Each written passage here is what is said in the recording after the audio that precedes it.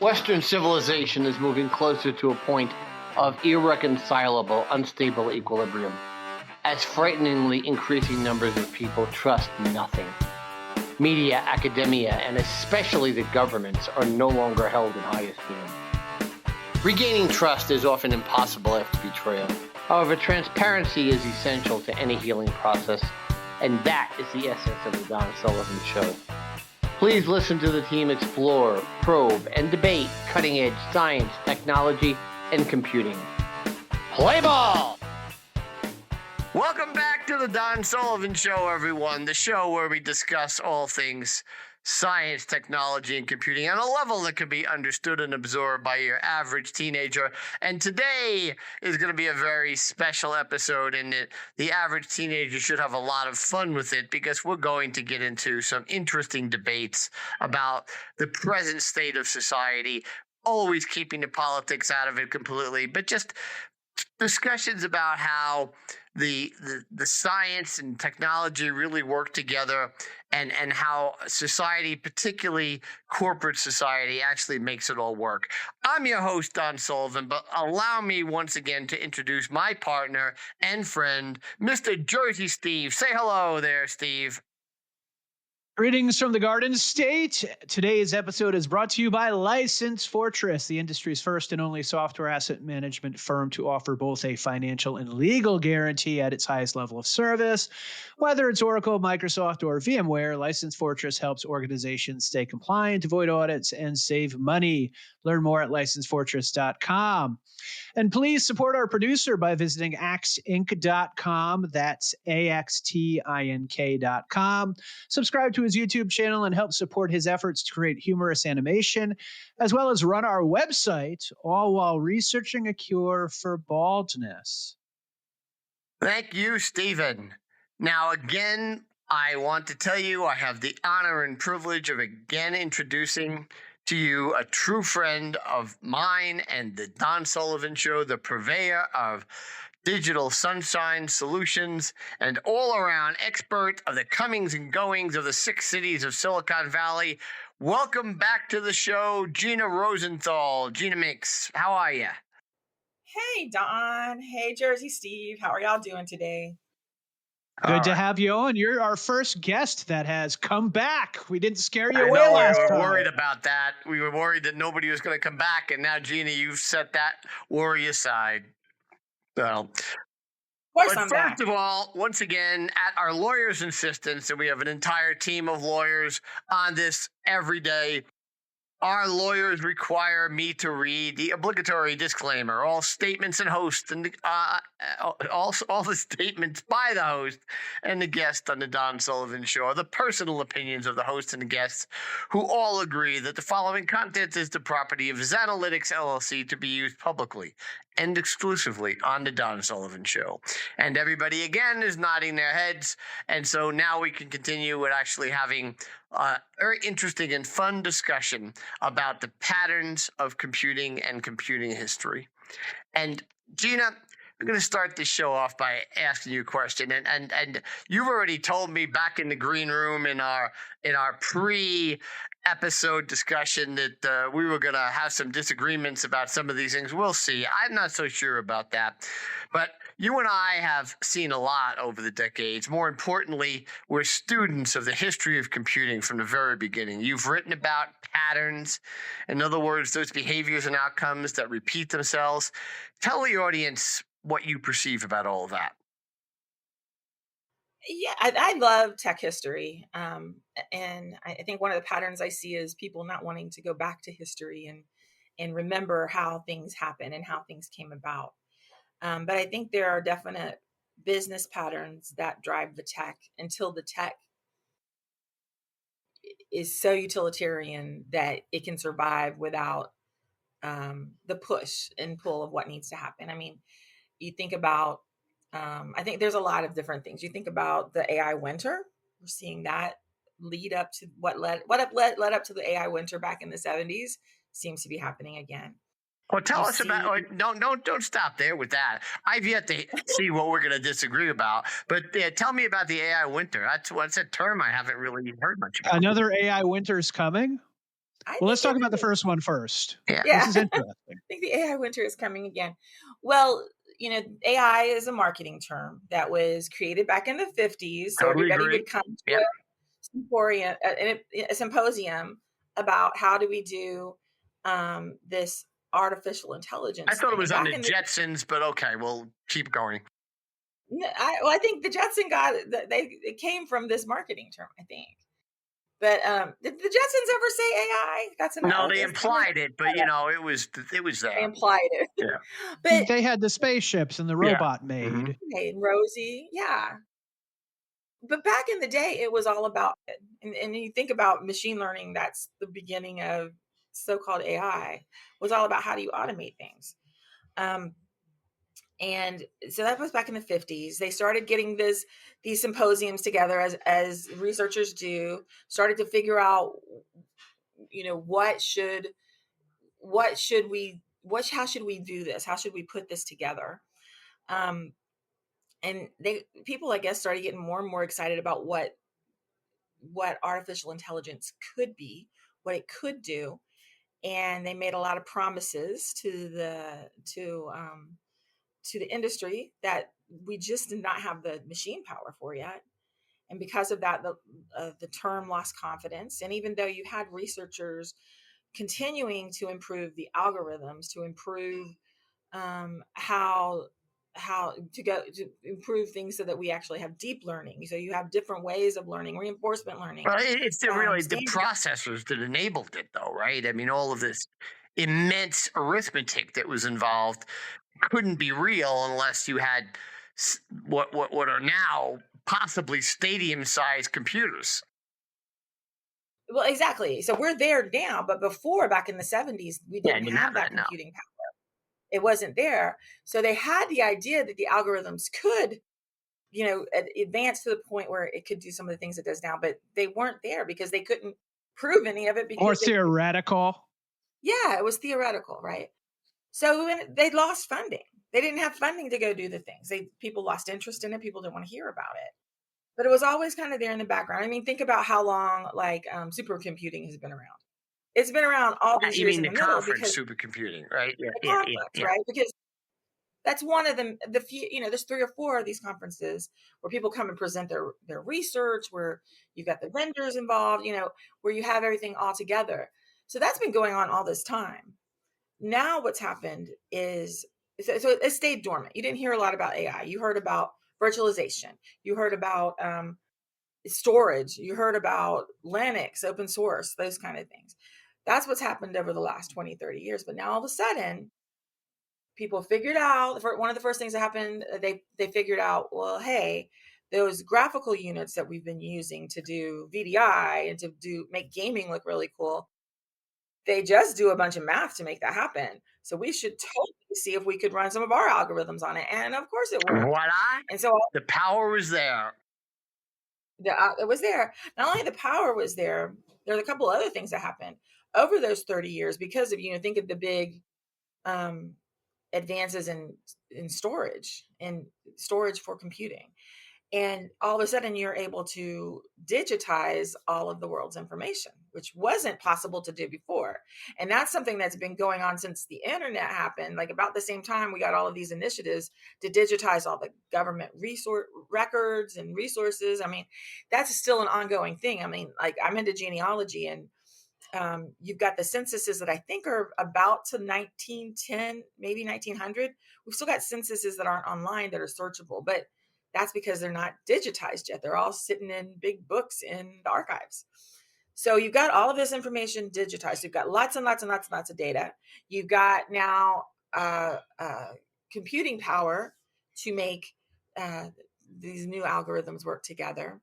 And you've got the storage and the compute to be able to move it all around and put it all together. So yeah, all of a sudden we were able to run new machine and deep learning algorithms that have led to things like large language models, which have led to, I'm trying to think of something else besides a large language model. Small language models. I call them dialects. Well, the big thing right now is agentic AI. Multiple AI agents working together seems to be the the buzz about. Right. And even Gartner has come out to say that they think probably 40% of the agentic projects are going to fail in the next 2 years because they're not doing them. People are just pushing ahead because they've been convinced by the hype that you got to have this, you got to have this, but they're not thinking about what's my business case for this? Am I ready for this? Is my data ready for this? Are my people ready for this? So you mean the client projects or the companies or both? I think yes. Yeah. Right. Probably client. Well, the end users of the Well, I think technologies. she's also referring to the companies themselves. I mean, there's 1,000 companies out there right now that are referring to themselves. Well, everybody has an generating- AI yeah. angle Yeah. nowadays. Well, you think Yeah. about it, you've also got big vendors. You've got the storage, not the storage, the server vendors. They're depending on this to increase their sales. Oh, look, this will be great. So of course, even though they can't do AI, they just support the machinery that is the infrastructure for the AI. They're pushing the idea that, yeah, you should totally get into this AI thing because you'll need a lot of servers from me. It does seem like at a high level, there's not too many big AI vendors. There's lots of different companies that have an AI angle, but if you're talking about the large language models and the advanced stuff, it's what Microsoft, Google, Meta, OpenAI, Amazon. It's not a huge field. Nobody else can. There's an ecosystem around it. Yeah. Right. So I think there's the ecosystem around it. So those are the kind of things that are going to shake out. And back to the patterns here. The patterns that, again, I think you so insightfully in a number of different things that you've written about recently, and what inspired us to have this particular episode. Do you think these patterns are positive, destructive, they're in between, or they're both? And we're going to talk more about where these patterns come from, and not just from a perspective of human behavior, but from a perspective of the reality of what is or what isn't necessary. So what do you think? They're destructive mostly or destructive? I think they're patterns, and I don't think you can separate them, honestly, from human behavior. I think this is a pattern of how humans in business react to innovation, and not just innovation, how they react to the chance to be attached to the next big thing and make a lot of money from it, or to save a lot of money from it. So I don't think you can separate it from human behavior. It's human business behavior. I think the other pattern that I hate is this inability for business leaders or to look back at mistakes they've made and say, oh yeah, back in the 70s, we did this, and or we saw people do this. We can see us doing the same thing, so we're going to course correct.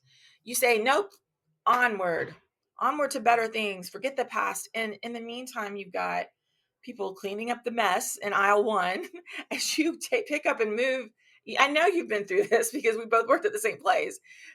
Cleaning up the mess on aisle one as somebody, they're moving off into whatever the next new thing is. Well, in terms of where you work now as a consultant, as a trusted advisor, how do you advise clients in regards to both benefiting and from patterns and avoiding the dreaded lock-in? Do you advise them almost from a spiritual perspective of stay away from thinking this way? Or do you advise them to take as much as they can from those previous patterns that they've seen and utilize it? Because both, I mean, obviously one way you could miss an opportunity, another way you get yourself locked in either to a product or just a paradigm, an approach, and you could be dead. You could be dead and not even know it. Right. So you have to remember what I do is product marketing. So I'm not advising on what you should buy or what you don't. Usually I'm talking to B2B vendors and technology on how to market their product or present their product. But the same point same points apply in marketing. And again, you mentioned where we used to work and what things were done badly and what we learned and did incredibly successfully. I'm not allowed to talk about it all, but we did do some things incredibly effectively by bucking the patterns, didn't we? Well, I think that is okay. So if you're talking about the pattern of just saying onward and forgetting about the past. Yeah, I do. I think that there is it. It is very new way of thinking, maybe, to just tell the truth about what you're doing. If you look at it in marketing, you can because that's a lot of what's missing, and especially if you talk about generative AI Oh Transparency, and yeah. how real much transparency. trash is out. Yeah, Yeah, not just marketing a hype. Well, Silicon Valley is very forward looking, and it's always kind of the next big thing. yeah, exactly. But To that's me, the thing is that. Oh, I'm sorry. Were you gonna say something else? I'm sorry. no, I just said it's very kind of forward. It's always looking ahead versus back. Right. At least in my experience. No, that's exactly the pattern. Exactly the pattern for Silicon Valley. So what happens when you say, let's talk about how you got to where we are? And you do see a little bit of that in some of the keynotes. I like Jensen's keynotes because he does give a lot of the history of how we got to where we are.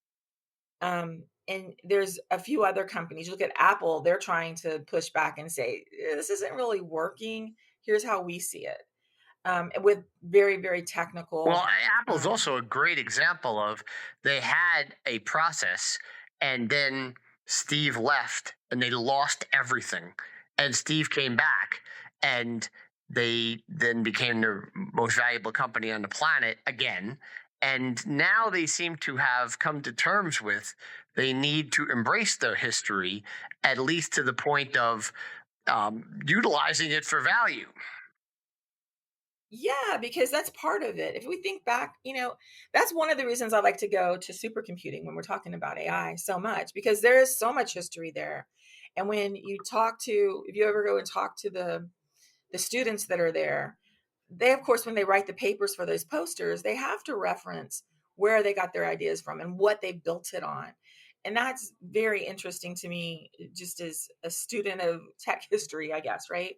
But when you go to market things, it's okay to, it's important to understand what these big dreams are about and what these big bets are about. I think what you see happening now is people are looking at the AI promises and they're like, this, number one, it's a lot of hype. Number two, is it worth the cost we're going to pay? How can we really afford to do this? And people are starting to see that it's not just the cost of the data centers. It's not just the cost of the data. It also is at the cost of, of good information, of being able to tell your own story. You have to add something. Being standing out in the crowd right now is being authentic and talking the I think story. those are incredibly interesting insights that I 100% agree with. So, Gina, we've yet to get to the points where we disagree, but this might be one of them. I have a concern that I've expressed passionately. I've written about. It surrounds the proclivity of the consolidation leading to monopolization, which often leads to the evisceration of great technologies. I won't mention anything specifically like Deck or PeopleSoft, but they were eviscerated because they weren't optimally monetized. And and we know of others that particular point that I will not mention falls into as well. You do kind of agree with that? No, I do agree with that. No, I agree with that completely. You can see that happening. That's part of the problem of not looking backwards, I And think, we lose so right? much that way. And Yeah. shareholders might not Yes. lose, at least in the immediate realization of profitability, but the industry and without getting too hokey, humanity loses a lot when the alpha chip just goes dark. I don't know what would have happened with the alpha chip, but it just disappeared. Um, would would the Oracle applications and SAP have even been better if PeopleSoft had been a legitimate competitor? I don't know. I don't know if I can say that, but it's certainly a possibility, right? No, I agree. It's think about Ethernet. Ethernet's the same way. Was it token ring or Ethernet? And that was all people, a kind of an upstart roundabout of people fighting against IBM, who they hated because they had worked there. Right. So, like, That's a great point. which, Hmm. right. So this is all through history. in tech, but that's the stuff we should know. We should be teaching everybody.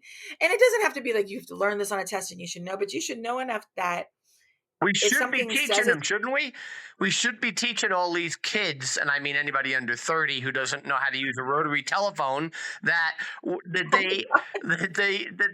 I don't know if that's an important skill nowadays. look, John. I put a rotary telephone in front of a 5-year-old a couple of weeks ago, and I said, okay, what do you do with that? He started trying to press the circles and had no clue, right? And was laughing. But it's actually a great euphemism, because, think about what it is like to try to talk about what a real database is to anybody under 30 years old. They seriously, no matter how smart they are, I don't care if they come out of Stanford with a PhD, they usually have no clue. I Like think SQL Server, right, Don? Well, I wrote my thesis in Sybase, so we'll leave it at that, okay? well, I think there's really good points in that, because when you don't look back and when you take companies and you strip them down for shareholder value and that's it, you also leave a lot of bodies on the side of the road, right? And you A lot of you good teams, a lot of good you people. sequester the tech and a lot of extremely valuable, subtle nuances of it that are never to be used again. And the biggest companies in the world do that regularly. So what happens, that's why that's why when you come out of school, you don't see all this stuff. And you really, I went to an awesome university, but it was a state school. Go And Dion. I wasn't yes, neon. So but you don't get hang on, I have to stop really quick because I'm not going to remember this and I need to say this to you. Happy Bobby Bonilla Day. You can keep that in there.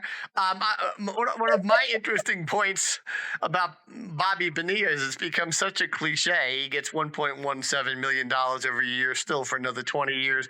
What is that going to be like 8 years from now when Otani gets $680 million in one day? Oh my God, really? So yeah, that's fine. We can digress here on the Don Sullivan Show. That's what we do. Baseball tangents are They allowed. are part of our DNA. I heard it this morning. I was like, I know what I'm talking about tonight. Oh, definitely. Do you think right now, maybe it's always been this way, but do you think right now in particular there's a profit over innovation at the expense of innovation thing going on?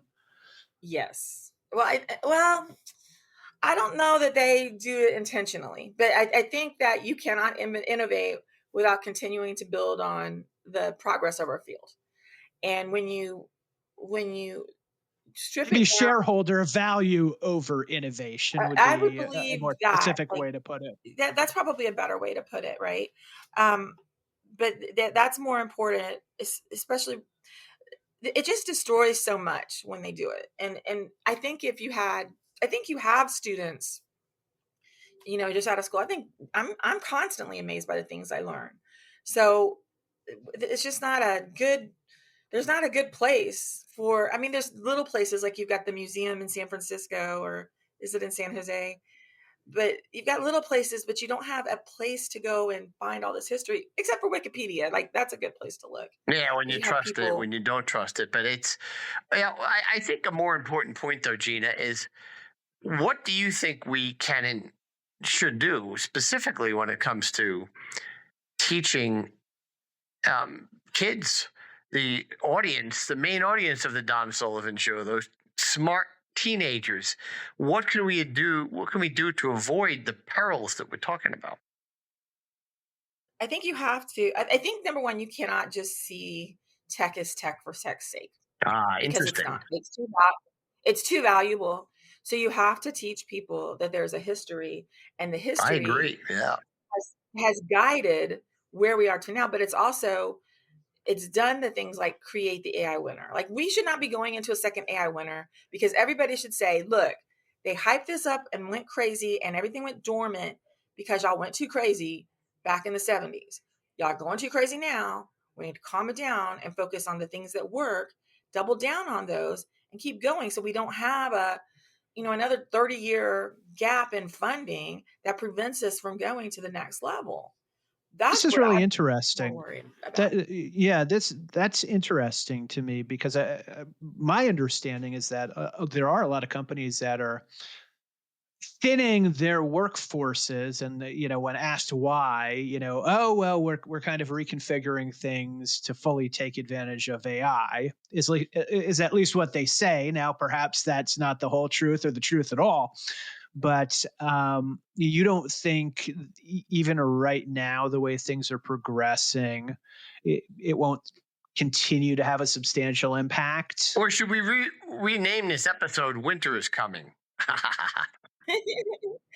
Yeah. See, that's an interesting question you just asked there, Steve, right? So AI will continue to have a substantial impact, but the thing is, what the heck is AI, right? So, right, we've been doing machine learning, and including machine learning in products. That's been happening for the last 10, 15 years at least, because it Will it makes evolve into sense. something substantial and more impactful, I guess, I want it is to. the question. I hope it Yeah. does. But what's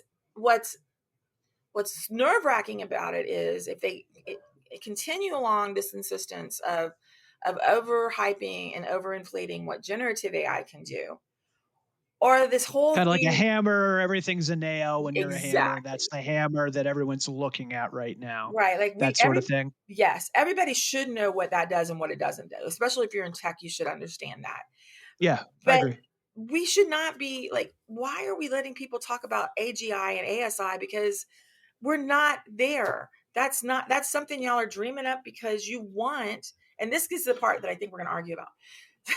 Because you want humans out of the picture. You want to automate the work that humans do so that you don't have to pay them. That is, I think, like the bottom line. And that is a continuation. Yes, If you we're look not at the going to argue with patterns. that at all. I think that's 100% true. And Yeah, I would Wait a kind of minute, I'm agree. still talking. Wait a minute. We're going to disagree. I know we are. keep working on that. That's a continuation of what happened during the Industrial Revolution. It was a continuation of what happened with slavery. People don't want to pay, owners don't want to pay people to do the work because people are freaking expensive. People have their own ideas. People get their own ideas from what they're working on and go make their own things. They want to own the means of production completely. And what's hard about this digital age is that the means of productions is inside our heads. So now they're taking what is inside our heads and trying to automate that with generative AI, and they think that that's going to be enough. Boom, mic drop. And that's what caused globalism too. Or that's what led to the present state of globalism. I shouldn't say caused it, but so we haven't reached that point of disagreeing yet, Gina. Keep trying. For the AI era. This is fascinating. I think also to Steve's point, I read a couple of articles over the past week where some of the jobs that they say that they're reducing in the States for AI is actually being reconstituted in other countries. Of course they are, labor is cheap. because they really can't. They really can't. I mean, obviously, you look at the best examples, and this drives me absolutely crazy. Two things, and I'm actually going to have we're going to have another episode on the efficiencies that exists in restaurants, for example, that aren't efficiencies at all. And the efficiencies that AI bots have supposedly injected into the system.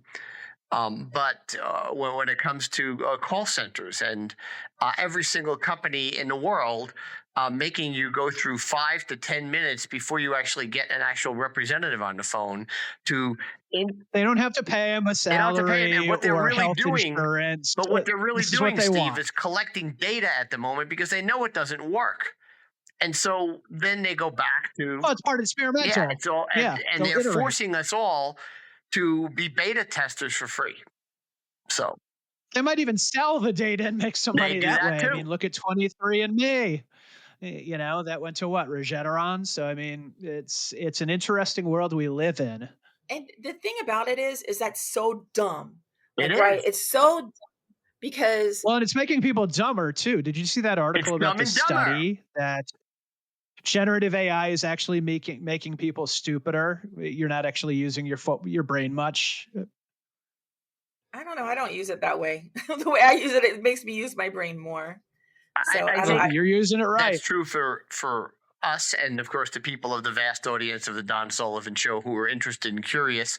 But to the general population, the best that they're getting out of it is they are learning how to use the automated machine in front of a McDonald's. And they don't realize it's taking them 4 to 5 times longer to actually put in the order for a Big Mac, in which when they don't want pickles on it, than it would have been before. It sounds like this I really happened guarantee in it's real time. easy. Yes. Don's mad because he's not good at using those tablets. I guarantee if a teenager goes in, they'll be able to order it really fast. True, Steve. That is very true. Why don't you just go through the drive-through? Then you can talk to a person. That is exactly what I do. And I will tell you, I won't exactly state why, but 99% of the time I have to go through, it's only to order a single large chicken nuggets, because one particular 5-year-old that I'm connected to pretty much wants to eat nothing but large chicken nuggets. So I go through and they ask me, of course, are you using the mobile app, or would you like a meal with that? And I have to say, no, just give me the damn chicken nuggets. Oh my God! You guys gotta start going to the same one so they know who you are. Mm-hmm. I'm sure they recognize his voice. Yeah, I'm sure. You know what, though? I spoke to a robot at Taco Bell the other night at the drive-thru. It wasn't a person on the other end. It was clearly, kind of like a call. It was an agent. When you order a taco salad, there's all kinds of things you have to add into it. So how successful was that, Steve? No. Nobody goes to Taco Bell to order a taco salad, Don. Okay. You out of your mind. Oh, I actually did. I don't think that's a real. The taco salad's worse for you than the other stuff. You're better off getting the burrito. I live in Austin. I don't go to quesadilla. I live in Austin. I don't go to Taco Bell. I go to a taco truck. We digress too much here. Taco Bell, if you would like, you can be a sponsor of the Don Sullivan Show anytime you want. All right. But let me go to get us back on track here a little bit. I want to really bring this subject in, and it's a little bit of a deviation, and we may even disagree a little bit here. But profit harvesting is something that has bothered me, and I've written about it in the various articles that I write for AI and database trends and applications. But profit harvesting is an example. It's a euphemism for leveraging a particular technology to amplify that profitability over the shortest possible term without regard to any strategic, technological, or business concerns. It clearly works from that perspective. But again, as we were talking about a minute ago, doesn't it cause tremendous evisceration or loss of so many of these technologies that are really important? We talked about the Alpha chip and PeopleSoft before, but there are many others that you could go back in history, and that's a pattern that disturbs me. I mean, yeah. So when I went to Dell the first time, I went to build their storage community. And you look now, and what happened to EqualLogic, which is it's all inside of an other acquisition, things right? But at the same time, you're Compellant right. Was an acquisition. Yeah, you're right. So much of what was in there that was innovative was just lost, or just and it was lost disappeared. Because disappeared. And I'm trying to think what EMC had acquired, because that happened too. Acquired stuff and didn't understand it. When Dell acquired, I don't mind talking because I'm not under NDA anymore, but like when Dell acquired EMC, I was at Spanning, which was the very first cloud-to-cloud backup. It worked amazing. Everything I really know about cloud, I learned from that team. It was a great experience. And what happened there is the bean counters didn't want to keep a downtown office for a real cloud offering, which they wanted them all to go up to Round Rock. And if you've ever been to the Dell buildings in Round Rock, it looks like big warehouses, right? And you're not going to get guys that are literally doing, they understand how to do cross cloud from, all the major cloud platforms and from major offerings like Salesforce and Microsoft and Google. You're not going to get them to move from where they were, because we were in the heart of, where everything was happening on Austin, where everything still happens. So they got torn apart because bean counters didn't want to keep up an office downtown, and then turn around, and Dell needed that IP.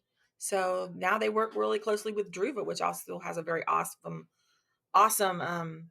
offering, but like very different than what Dell or EMC does, but important to have because that's what people need to keep their data safe.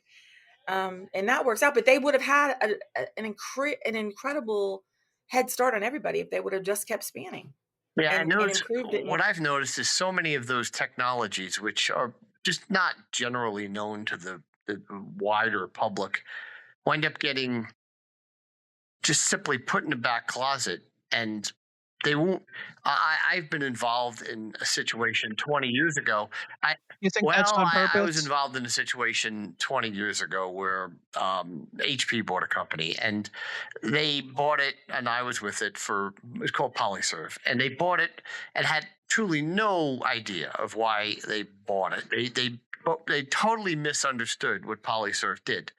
But then once it failed being integrated into so many of the HP products, they wouldn't then sell it or the IP back to some of the original PolyServe personnel.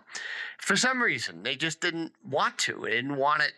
And I never have understood why, but they wouldn't. So. Yeah, I mean, like that. I think some of the reason why too is you bring a product into a big organization like Dell or HP, and it's a little startup, and you put it in a division, and all of a sudden you find out, oh, this other business unit was trying to build this from scratch. And they just then you have all the competing politics. Oh, you don't want to sell this like we want you to sell it. You don't want to market it like we at PolyServe it just ruins found ourselves being competitive with other products inside of HP, much more so than anything outside of HP. It was bizarre. And it confuses customers. It messes up the market. And you end up losing that tech, which is why I think the stories, and, it's almost like, Don, you should have older people on here, older than us, that remember all of the fights. I mean, Metcalf lives here, and I've been to at least one like little coffee thing that he's done. He's very, very interesting to hear him talk about the firefighting around. I would love that. We need to have an episode on Ethernet versus Token Ring. That would be awesome. We're going to do that. Inside the music type of... No, that would be so awesome. I think that would be good. When I went to visit my friends, that's why I was trying to pull this up. When I went to visit my friend, and I just did an epic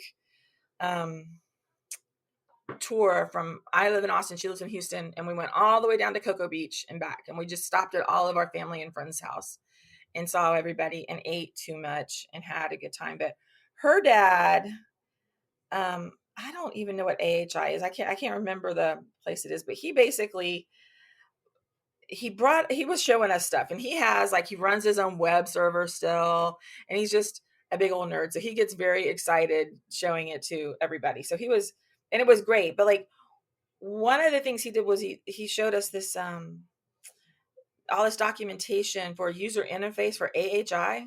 I don't remember what that is. But he was trying to get around the user interface to say, well, he's this whole paragraph about, we shouldn't call it artificial intelligence. We should call it automated intelligence, because this is nothing artificial. I agree. It's all about automating all of these things we need done that would be easier to have done. But his stories are so good. I mean, like, it's just interesting to hear.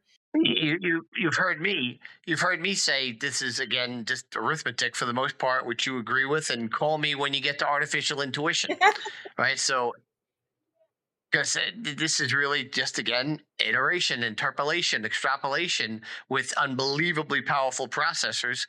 And a lot of times it's just wrong because it's got wrong data to start with. Yeah. And that I agree with all those points. So again, we're in agreement here, Gina. Let me ask you though, what about what about good patterns? I mean, this is something that we might find some disagreement with. I mean, technological development is mostly linear, right? It just gets stronger and more powerful and so on. There's some quantum leaps that happen, such as the transition 150 years ago between whale oil to kerosene and transistors to microchips 50 years ago. And we're seeing an extraordinary leap possibly with quantum computing, but we aren't really experiencing, I don't think, and you can correct me here if you think I'm wrong, a major leap with energy storage. That is batteries at this point. I'm at least waiting for it. That's what I think will make Musk a trillionaire when that happens. Are we doomed to live with better and better airfoils, for example, or is there a new air travel tech around the corner? Some of these things just don't seem to get better, and some of them do have these quantum leaps. What do you think? So am I an expert in all that? I think I still think there's a pattern thing that goes with it. A lot of the things for the quantum leaps that we need require innovative thinking that doesn't tie us to the old tech. Absolutely. And Yeah. we're still tied. You look at okay, so let's talk about this pattern. I'm gonna try to get you mad before the end. Okay. You look at I'll work on it. Okay, let's go. So you look at Musk's big supercomputing place he has up in Tennessee, which he built purposefully on the poor side of town, so he didn't think they would oppose him. But the poor side of town had notoriously bad power. And so what does he do? He brings in oil-powered portable generators to supplement until it gets built. I didn't know that. He didn't get solar subsidies for that one, huh? So what I'm trying to say is like that people are going to, it seems like the pattern is for business leaders to do things as cheap as they can, not necessarily the most innovative way they can. And when we talk about energy, I think the innovative ways are actually important because they will save the planet. So instead, he is polluting a historically impoverished neighborhood without any oversight because he just did it and didn't ask permission. And so now they're having to chase him in the courts to get that under control. Which is very much a contrary to his publicly stated paradigm of philosophy of life. And that's really interesting. It's very, he's had a big track record of that in Texas in general, right? So it wasn't surprising to me at all. But it puts out the point that, like, how are we ever going to get to the point where we need to be if we're not trying to use what we know is will work? So why aren't we trying to do more with wind and solar power? I mean, in Texas and even all the way to Florida, there are so many solar farms. It's crazy how many there are. So like, why aren't we trying? I think for us to see real improvements in that, we have to stop thinking about doing things the way we've always done them. And someone's got to come up with a cold fusion. Well, I mean, yeah, that's where I would always go with it. I would always go to cold fusion, and yeah, and that, I mean, there is, cold fusion does work now, and it is probably something that's still 20 years away. But I don't mean to digress completely in this. We're going to have many Don Sullivan shows about it. But certainly, Stephen's right. The cold fusion is the future. It has to be. I think it's also important to point out that, you know, we've talked a lot about innovation and how it's being driven by businesses or leveraged or capitalized on by businesses. But when we talk about scientific revolution and the technological innovation that stems out of that, that's not necessarily linear. That's usually paradigm shifts, and it's usually driven by outsiders. It wasn't like Albert Einstein was, He was part of the establishment. Government worker, exactly. Right? Mm-hmm. And that happens time and time again. Yep. It usually isn't the person that is the believer in the current model or paradigm. It's usually somebody that looks at it from an outside view, and all of a sudden a new paradigm begins to form because there's some sort of breakthrough. So let me get to a couple of more questions here as we're getting a little tight on time. What do you think, Gina? Because you really are tremendously insightful in regards to the history and all of this, even if we at some point do disagree, which is not really that often. But as AI and robotics start to dominate everyday lives, what patterns do we really have to look for that we need to avoid? I think it's what you said earlier. None of that works without data. So I think we have to remember that somebody's feeding the data to create something. And what do they want from us? I think one of the patterns is nothing's free. If it's, especially now, if it's free, they're using you to do something for this. Where we are the data. Yep. We are the So data. I think, Yep. We are the data. If the product is free, it's actually you are the product. exactly. So I think that's one of the patterns to be really careful of. But what on the opposite side of that, then, what patterns are the most important to embrace? I think that's it, is thinking. Think and question everything, because there is so much opportunity for AI to do good. And there's lots of companies that are trying to do it the right way and that are watching how their data is being used and making sure their data is clean, trying to figure out how to help in the medical community and trying to help places. So I think number one is, don't believe the hype on either side. It's not all bad. It's not all good.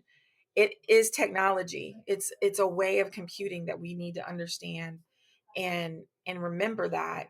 But there will be people that take advantage of it and try to do horrible things, because that's always what happens first. I think there's a lot of military uses that aren't public yet that we're going to start seeing maybe, and that's going to Oh, be. we know about the F-47 project. That'll be. I wanted to ask about that. Yeah. I forgot to ask. It was on my mind. Do you think we're kind of in an AI arms race to a degree right now?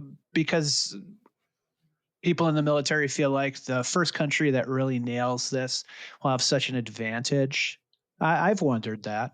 I don't know if we're in an arms race, because I think they're already there. There's a lot of AI development, and I think a lot of the money that goes towards AI for real AI projects is going to the military, which is normal. That's usually gets the funding to do things. Um, uh, It's not like they told us about the Manhattan Project in advance. So yeah. exactly. Well, Stargate is pretty close in terms of real value. It's not close in terms of the GDP. I think that's how you know. I think that's how you know that that's just a, nice. I'm sure it'll be impactful. Well, maybe, but if it was really important, I don't think they'd tell us about it. That's my take. Yeah, I think the stuff that we can see, like when I go home, the runway is on an active military, very big military Air Force installation, and you can see the drones lined up. So you can see them now. I think it still pisses me off how they tried to get us to like those stupid dog robots, with how dangerous they are and how they're going to beat you. I have videos. We talked about them. You weren't at GTC, Gina, but they were all over the place. They were begging. They were running around. They were taking treats from you. They were getting to know you. That was the weirdest thing. Don tried to bring some home. I told him, don't do it, man. Did you think about that? Like no, what that I didn't. But it was because bizarre. Yeah. you were training them because they look like a cute dog. You absolutely were training them. Totally And true. those dogs that I've seen videos where they have them out in the desert on the border, training Shooting them guns. to go after illegal immigrants and to train them to shoot them and all tase them and those kind of things. And if that happens on the border, it will happen anywhere. Yes, it can. That's a And very, you help very train good point. This is like RoboCop. Exactly. It absolutely is. Where's Schwarzenegger? We'll get Schwarzenegger on to talk. All right, Gina. Now we're gonna end this. We're gonna end this discussion up with you as a now loyal member of the history of the Don Sullivan Show, well known by the vast audience of the Don Sullivan Show, and we're gonna test your prognostication skills. Because I want to know, Steve wants to know, the whole audience wants to know, what do you think is the next big thing that's going to happen? And we're talking about the end of 2025 here. We're not talking about 2030. What do you think is the next best thing, biggest thing for us to look at? Aliens? No aliens. They're already here. They walk among us. The Yankees not winning the World Series? Well, that's not a surprise. So, Yeah, I was going to say something about Florida State, and I'm like, that's not going to happen. It would be so awesome if Dion went to Florida State, but I don't think that's going to happen. not yet. That's still on the table, but go ahead. Technologically, what do we see happening? I don't know if it'll be this year. It might not be till next year. All right, I'll give you the 26. I'll give you the 26 It's a because we're going to merciful hold Lord. you to this. And we're going to make fun of you if you don't get it right. You're going to make fun of me anyways. I honestly think that that the generative AI hype is going to be over. I also think that the people that have laid off and gotten rid of their marketing organizations, looking at Intel and other, all of the kind of soft skill things that are required to keep a business running in order to just use different bots or agents, as they call them. They're just bots. I totally agree with you, by the way, in this again. Finishing this episode of the Don Sullivan Show without Gina and I disagreeing on anything substantial or anything really powerful. I'll give you one. So I think that all of that's going to come back to bite them in the butt. Yeah, I do too. I really do. The companies that see it first are going to get the best talent that's kind of languishing in the labor market. That is a great point. Those companies that are insightful enough to notice the mistake that they have made are going to have the first dibs at those of us who are kind of hanging around waiting for the right offers. You are absolutely right. So it's going to swing back from AI to humans. It's going to be a more maybe more pro-human. The next phase. That'll be interesting. Exactly. I will say this, and I've been hinting at it, and I made this a prediction, I think, like 2 years ago, and I was too early. I do think that communities will have to make a comeback. It is going to be the only way in the short term to get through the crap that's coming out of marketing and everything else, content creation, because of using generative AI tools. The only way to really understand what companies are putting out is going to be by talking to people. There's too much of it. Too much. And I think that the communities will have to make a comeback. And I'm seeing some of that happen with a couple of companies I'm working with. But I definitely think it's going to have to get more widespread. Yeah, right. That's a great prediction. You can't have a beer with a bot. Yeah, there's a lot of things that you can't do with your bot, and some things maybe you will be able to in the future, but we won't talk about that. So, yeah, we won't talk about that, at least on this episode, okay? All right, Gina Rosenthal of Digital Sunshine Solutions and everywhere else in Silicon Valley and the 6 cities of Silicon Valley, particularly Austin, which is one of those 6 cities. We again thank you for being part of the Don Sullivan Show.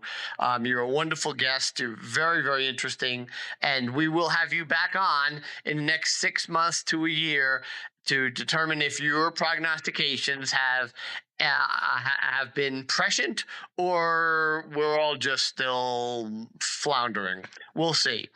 And I thank you for being on, and we will see you soon. Steve, you want to say goodbye to our audience? Absolutely. Thanks, everyone, for listening, and thank you, Gina, for coming. Will Gina get a prize when she comes on the 3rd time? Well, I think like Saturday Night Live, we're going to have to wait for a number watch 5. or a trophy. I don't know. To have a 5 timers club. When we get to that point, then I think we'll call in Steve Martin. Some Barcelona.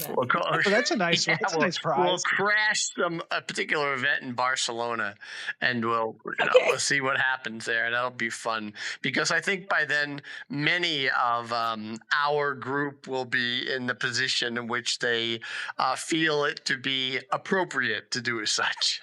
All right, enough before I get myself in trouble. Thank you, folks, for listening.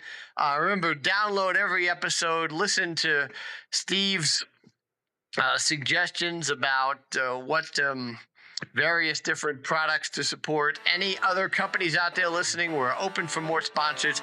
And folks, remember one thing, all at-bats are situational.